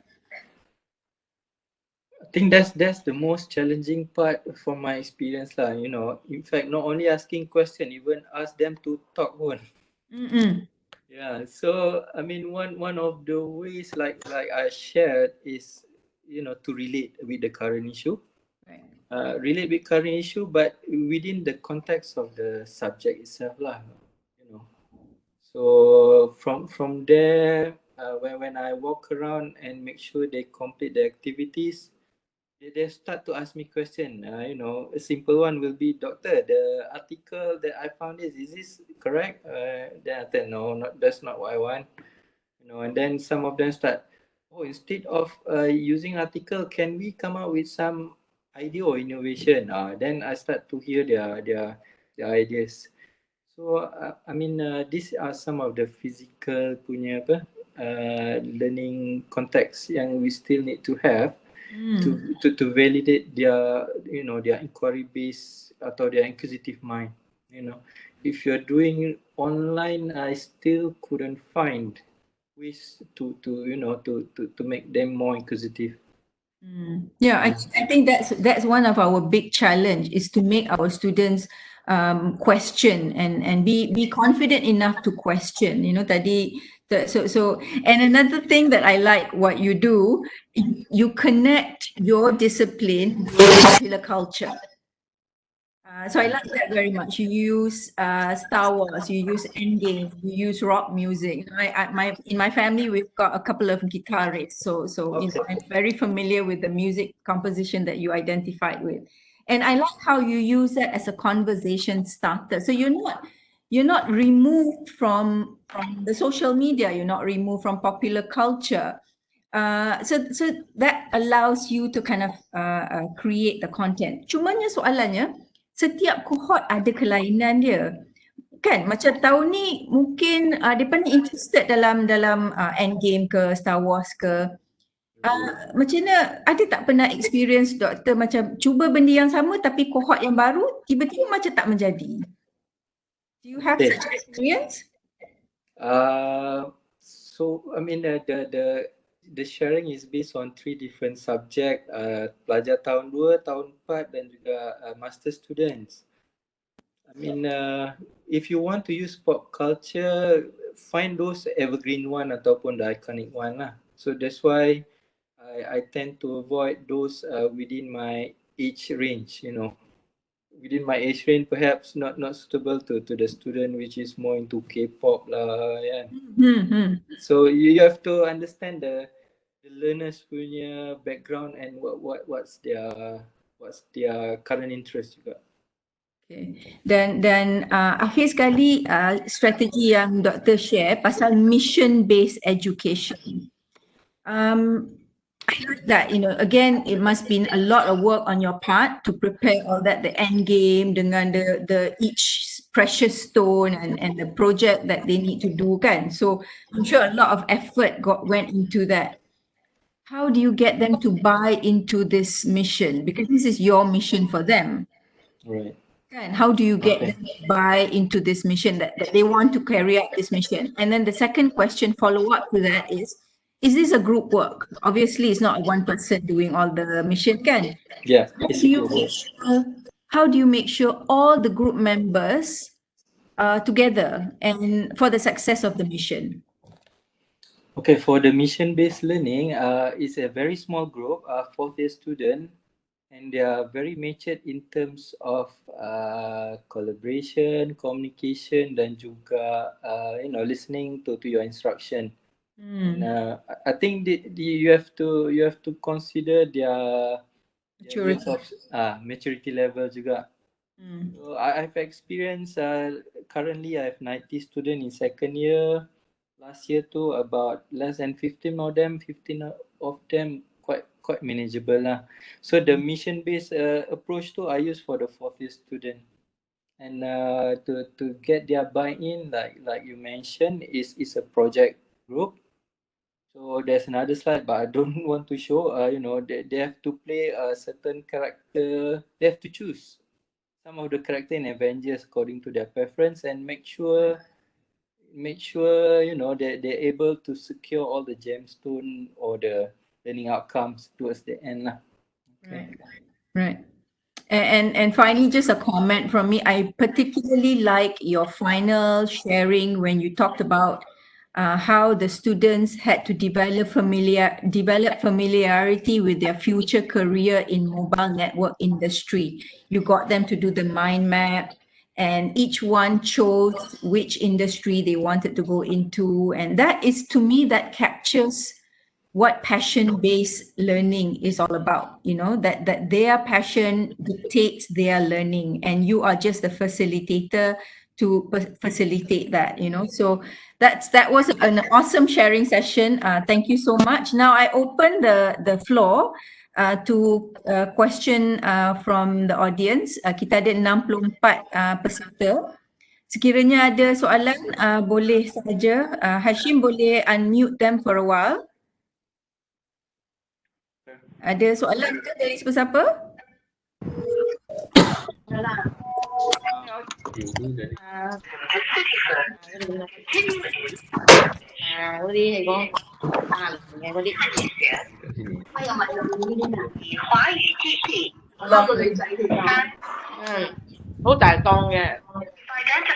was a bad idea.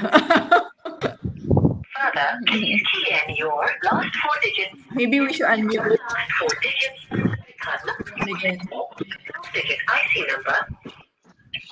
Ada transmission radio pula.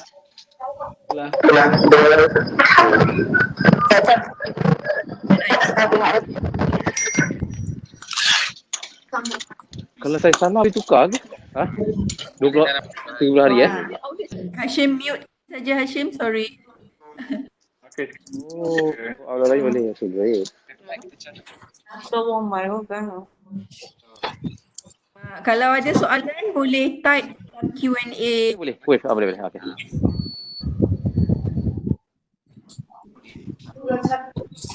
Hashim boleh mute saja, Hashim, everyone. Ha?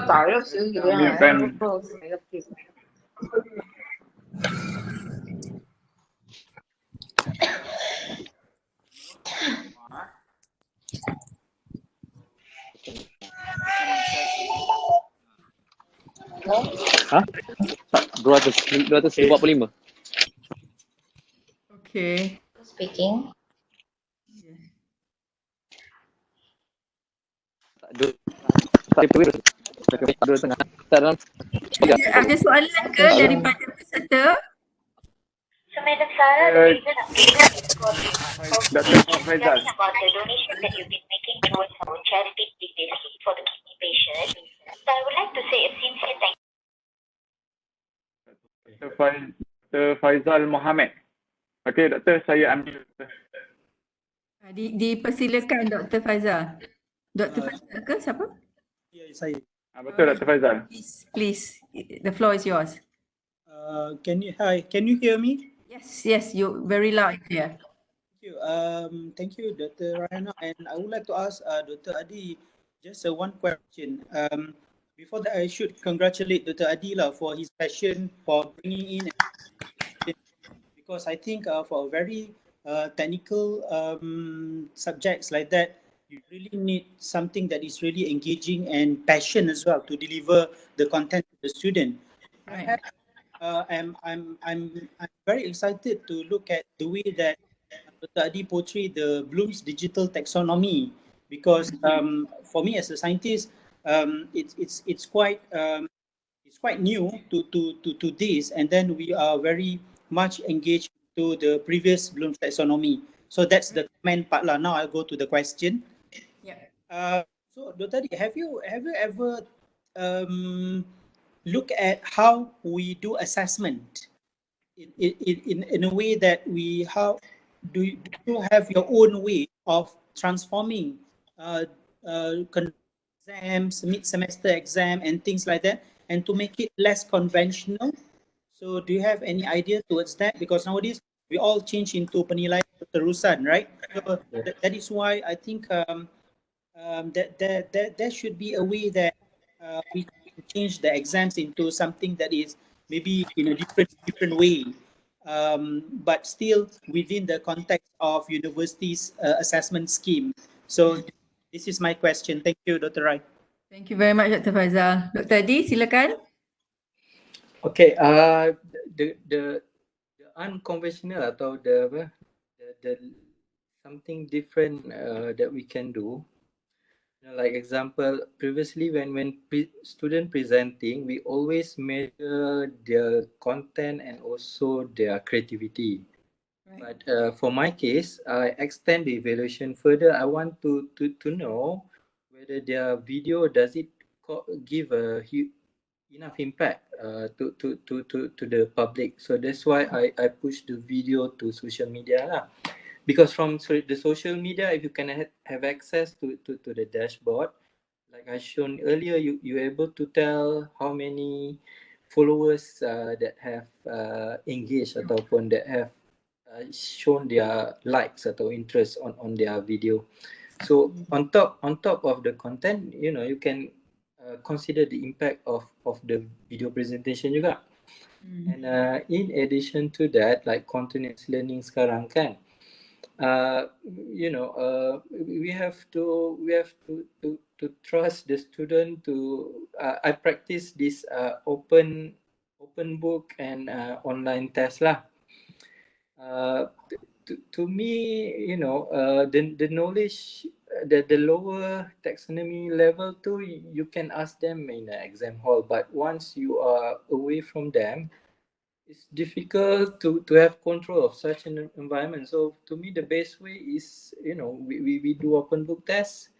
You can refer to books, run your Google search, but you have to make sure your question is Google proof. So that involves some design lah. They have to make some assumption, and obviously it's not a lower level kind of cognitive question. And just to make sure your question to really high level, just run a Google search and check, or there's nobody asked this question, so it should be safe. Yeah. So that's the second option of alternative assessment. But what's funny to me, sometimes when I do this active learning activity to the student, they always come up with the question tau, Doktor, activity ni kita ada markah tak? So to me it's quite a surprise. The reason for the activity on my side is to make sure their learning outcomes to tercapai. But to them, whenever I do some active learning, they're worried, how many marks should I get from this activity? So yeah. I mean, to me as an educator, what's my main concern is the knowledge that they have learned. Right. I found that the student, they're not interested with the knowledge they learn, but they just want to have their marks. But I like what you said about impact factor. I like that very much. That means it's not just knowledge now, but how much impact are you making in your society through the contents that you're creating?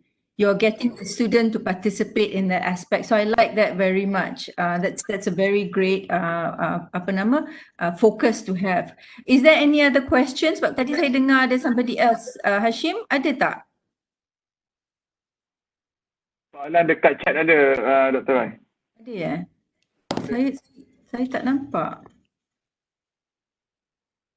For some reason I can't see. Nak saya baca ke? Boleh kan? Boleh Hashim bantu saya. Okey, daripada Dr. Jin In Wong. I have a question on the choice of teaching method. Online teaching methods that you are used are highly engaging, high immediacy, but also require high bandwidth. How do you facilitate learning of students with limited internet connectivity? Very good question. Especially in the current situation, yeah. All right. So this is where you have to ask the students. For subject tahun 2 tu about 90 of them, and I also got emails from them about their limited access. So what I practice is to do this asynchronous teaching and learning lah. So when necessary, then I do macam Dato Riza buat a very short video. To explain to them, this is a concept. If you're not sure, refer to this textbook. And I also add several links and also some materials in the UKM folio. So that's how I practice online learning, especially for those students with difficult access lah. Do you conduct a survey at the beginning to find out how well your students are able to get online from wherever they are? Do you do that, or did you do that at the beginning?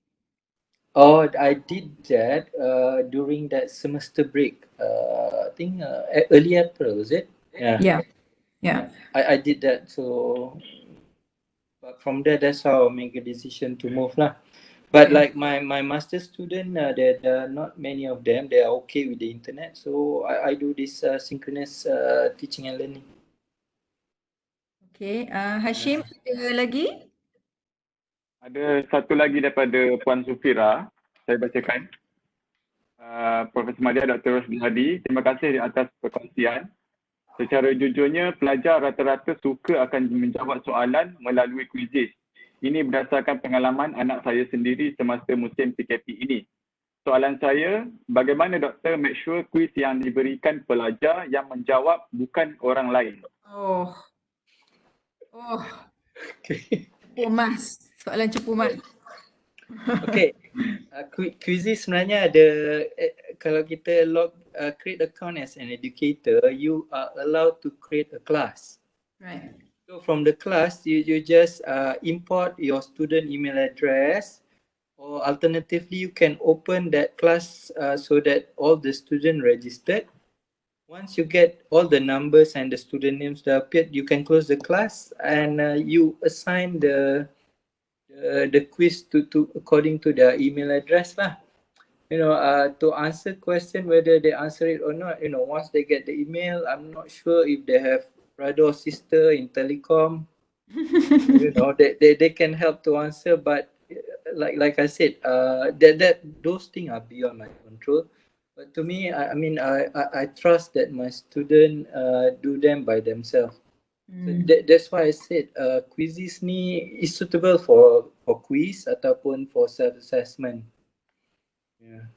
Okay, very good. But I like that, you have to begin with some kind of a trust. If there's no trust between you and your student, there's no basis of even a professional relationship, So I completely agree. Ada soalan lagi dari peserta?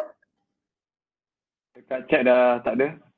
Tak ada. Kalau siapa-siapa nak get online, ada komen daripada peserta, teachable materials are interesting. I do remember his point. So someone relates to your comment about the teachable material. So maybe we have 1 more minute before we leave. There's a comment here. I have been trying to use mobile app for research student supervision, but it seems like it's not so successful. I'm surprised that postgraduate students are still not so tech savvy and resist to change. I wonder if you have this issue. Sebab I can understand the comment from this participant, because sometimes postgraduate student, they might be a bit of a generation gap. I'm not saying, because my dad is 80 and he's tech savvy as well. So, we can't be ageist here, but at the same time, we need to be mindful. Some of our postgraduate students might not be as tech savvy. Do you have any such issues? Postgraduate, assuming this is master coursework, if you use that platform, to move towards that platform lah. Right. So, you have to give them instruction. I'm going to use these apps, so they will learn how to use the app eventually. But in terms of postgraduate research, I don't have any experience of, not only experience, the needs to have apps for now lah. Because most of my postgraduate research, they are doing simulation work. There is very specialized engineering software, but what I did is to email them, or if there's a need, like at 2 o'clock, I'm going to have a video discussion with one of my PhD students lah. So to me, I think the for postgraduate research, maybe the important apps to them is like this WebEx ataupun Microsoft Teams. For synchronous engagement. Yeah. Right. Okay, I think we've covered the grounds. We've covered a lot of different topics. So I think we will just conclude by saying thank you so much to Dr. Adi for this awesome engagement and awesome sharing session. Today has truly been a kind of like another milestone for pengajaran UKM. Melalui sesi perkongsian best practices hari ini, sesi kita ni what is the new normal in education, dan sesi sebelum ni daripada Prof Senior Dato Riza Atiq. Saya rasa we can say for sure that there are a lot of strategies that we can all use. Banyak strategi yang boleh kita guna pakai. So tiada lagi isu dari segi tak tahu nak buat macam mana, bagaimana nak contact pelajar, bagaimana nak engage pelajar, bagaimana nak membantu pelajar create content. There are lots of strategies. So we hope you are able to benefit from this sharing session. But I would like to call upon saya mohon Prof Ahmad Kamal untuk say a few words dan end the session. Prof? Ya. Terima kasih Prof. Sekali lagi kepada panel yang kedua, Dr. Adi, beliau juga seperti masa saya panggil untuk jemputan webinar ini, soalan itu tidak ada lagging. Bila saya offer saja, terus terima. Dr. Adi, saya tak tahu sebelum ini Dr. Adi ada guna iPad. Baru saya tahu hari ini sebab punjiran saya juga. Adobe Frisco Spark tu sebenarnya percuma saja kepada warga UKM tanpa ada bayaran semua. Jadi gunakanlah sepenuhnya bagi kita sebagai warga. Dan juga perkongsian ini sangat berguna. Saya harapkan warga yang lain pun jangan khawatir untuk bercakap dalam webinar ini. Sama-sama kita berkongsi pengalaman bersama untuk kita naikkan tahap pembelajaran kita, pengajaran kita dalam e-learning. Dan sekarang ni tak ada pilihan. Kita katakan post-COVID ni pun sepatutnya diteruskan dengan e-learning. Dan akhirnya saya ucap terima kasih kepada panelis pertama, Dato Riza. Saya rasa beliau masih ada lagi di sini. Dan juga panelis kedua. Masih ada lagi. Ya, terima kasih. Itu saja dari saya. Terima kasih. Baik, terima kasih Prof. Bagi mengakhiri majlis, saya ingin menjemput semua peserta yang hadir untuk sesi webinar kita yang seterusnya selepas raya pada hari Rabu insyaAllah saya cek Rabu selepas raya 3 hari bulan Jun kita akan adakan sesi webinar kita seterusnya. Look out for the promotion poster. So dengan itu kita sudahi dengan wabillahi taufiq wal hidayah. Wassalamualaikum warahmatullahi wabarakatuh. Thank you so much everybody, stay safe and selamat hari raya for those who are celebrating.